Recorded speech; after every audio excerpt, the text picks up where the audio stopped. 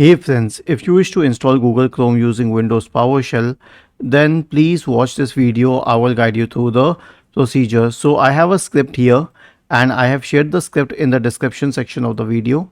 All you need to do is copy it, search for Windows PowerShell, click on Run as Administrator in the right pane, paste it, hit enter, and it will start installing Google Chrome on your system. See, it says still running Chrome installer, and in a while it will install Google Chrome.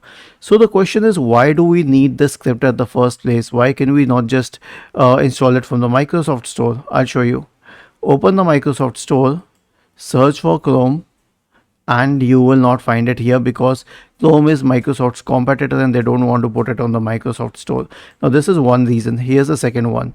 So if you were to download it from the website and install it on your system, that will be a long and tedious process.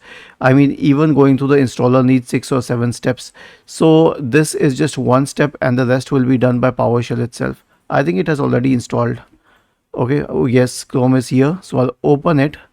And after opening it, I will update it to the latest version. Click on the 3 dots here, help about Chrome, and it has updated it to the latest version. Was this helpful? If yes, then please subscribe to the channel, and if not, then let us know in the comment section of the video on how we could help you further. Thank you for watching this video and have a nice day.